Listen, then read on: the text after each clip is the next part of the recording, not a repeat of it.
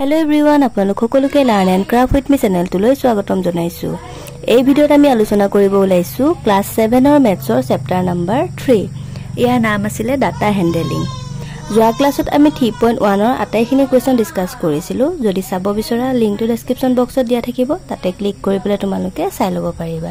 ঠিক আছে, তো বলা পলম নকৰি ভিডিঅ'টো আৰম্ভ কৰো। আজি ষ্টাৰ্ট কৰিম আমি এক্সাৰসাইজ 3.2 ৰ কোৱেশ্চন নম্বৰ 1 ৰ পৰা। It is what question number 1 কি কৈছে যে find mood from the data কি কৈছে ইয়াতে কিছুমান ডাটা দিয়া হৈ আছে আৰু এই ডাটাবোৰৰ পৰা কি কৰিব দিছে মুড উলিয়াব দিছে। ঠিক আছে, এতিয়া চোৱা মুড মানে কি বহুলক হয়নে। আমি তিনটা টাৰ্ম আছে মুড, মিডিয়ান আৰু এৰিথমেটিক মিন। ঠিক আছে, এই তিনটাৰ কোৱেশ্চন আছে মেইনলি ইয়াতে। তো আমি প্ৰথমতে পাইছো মুড। মুড মানে কি বহুলক। ঠিক আছে, এই বহুলক কেনেকে ওলাই প্ৰথমতে চাই লোৱা। এতিয়া চোৱা কোৱেশ্চন নম্বৰ 1 টো দিছে 2 2 3 3 4 4 5 5 5 6 6 7 7। এতিয়া চোৱা এই সংখ্যা কেইটাৰ পৰা আমি কি উলিয়াব লাগে মুড উলিয়াব লাগে। ঠিক আছে, এতিয়া চোৱা মুড উলাব অৰ্থাৎ বহুলক মানে কেনেকে উলিয়ায় যিকিটা সংখ্যা তোমাৰ দিয়া থাকিব সেই সংখ্যা কিটা কোনটো সংখ্যা মানে আটাইতকৈ বেছিকে আছে চাবা। বুজি পাইছানে? এতিয়া যদি চাও আমি 2 দুটা আছে, 3 দুটা আছে, 4 দুটা আছে, 5 তিনটা আছে, 6 দুটা আছে, 7 দুটা আছে। তাৰ মানে কি 5 তিনটা আছে, 5 বেছিকে আছে। গতিকে ইয়াৰ আনসাৰটো কিমান হ'ব 5 হ'ব। কিয় হ'ব তাৰ কাৰণটো লিখিব লাগিব because 5 comes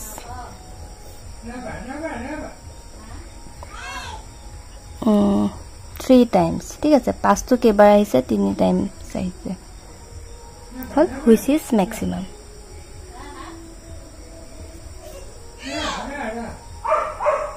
বুজি পালা, মানে 5 টো তোমাৰ ম্যাক্সিমাম টাইম আহিছে, সেইকাৰণে বহুলক কিমান হৈছে 5। নেক্সট 2 নম্বৰটো চোৱা। ইয়াতে কোনটো সংখ্যা বেছিকে আছে চাই লোৱা। ইয়াতে যদি আমি চাও 43 তিনটা আছে, চোৱা বাকি বিলাক কম কমকে আছে। 43 এটা আছে, 46 এটা আছে, 49 দুটা, 47 এটা, 48 এটা। গতিকে 41 হ'ব বহুলক because 41 টো কেইবাৰ আহিছে 3 বাৰ। গতিকে লিখিবা 41 comes কেইবাৰ 1 2 3 বাৰ। গতিকে 41 comes 3 times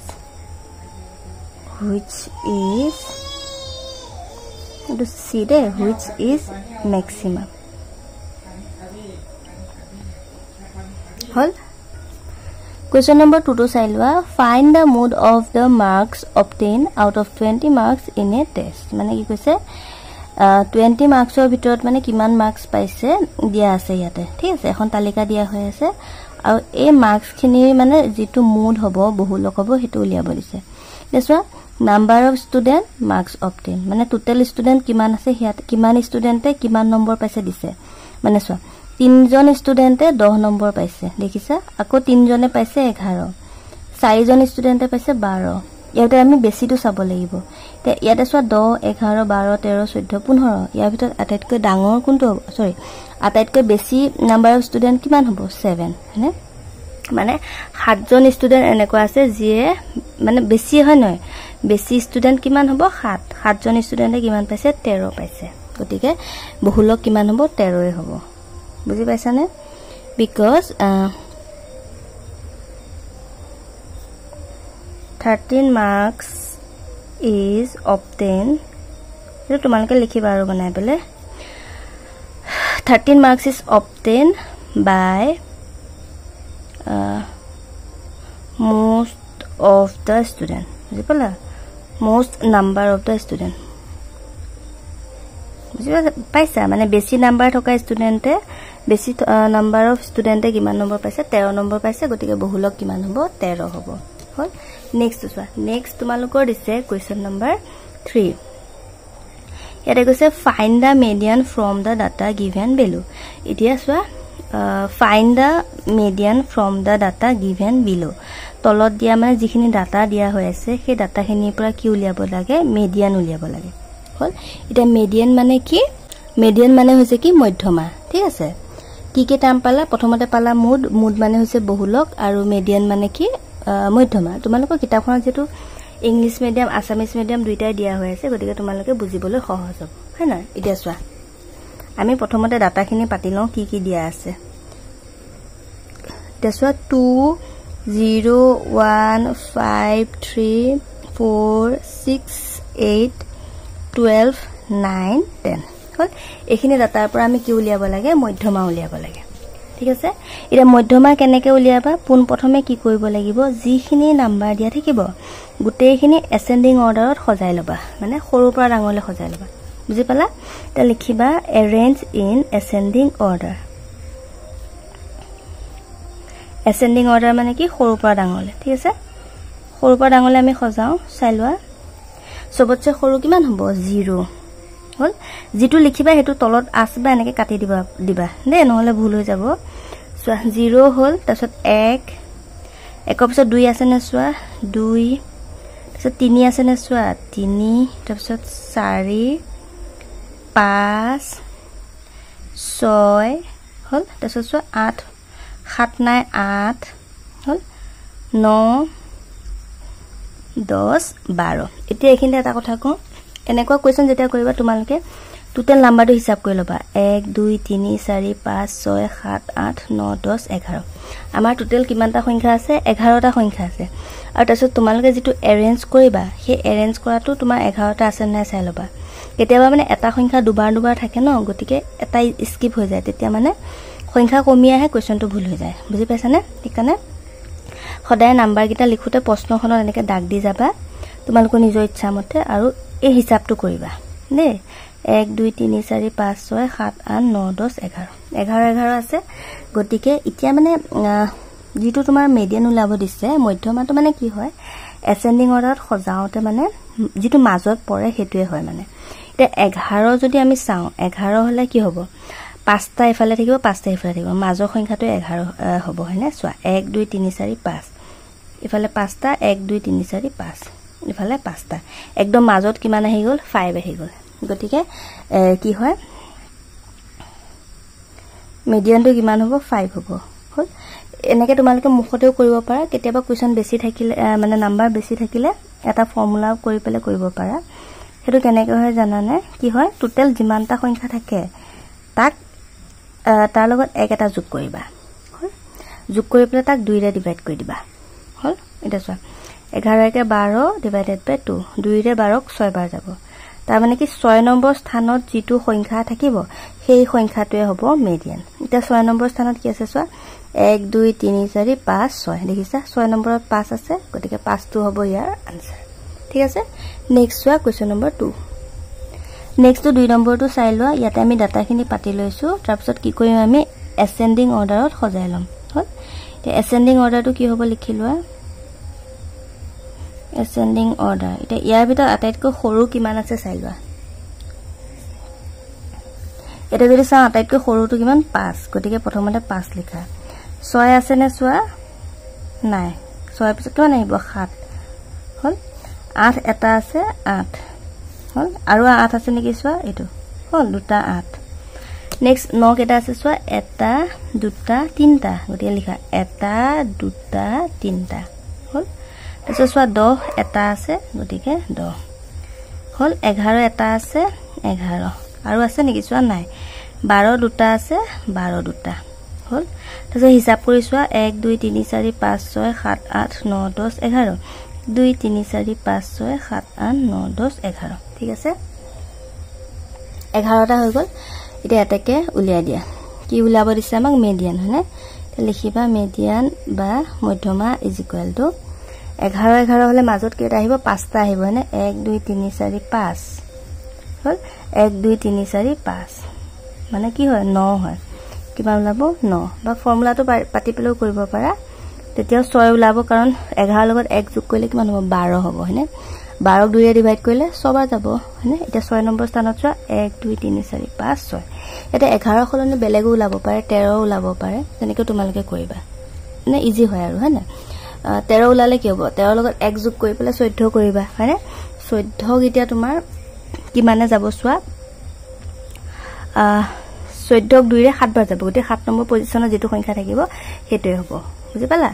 নেক্সট 4 নম্বৰটো চাই লোৱা ইয়াতে তোমালোকৰ দিছে যে in a mathematics test 17 student obtain marks out of 50 as follows ঠিক আছে মানে 17 জন ষ্টুডেন্টে 50 ৰ ভিতৰত এই নম্বৰখিনি পাইছে হল আৰু তাৰ পিছত সিহঁতৰ কি উলিয়াব দিছে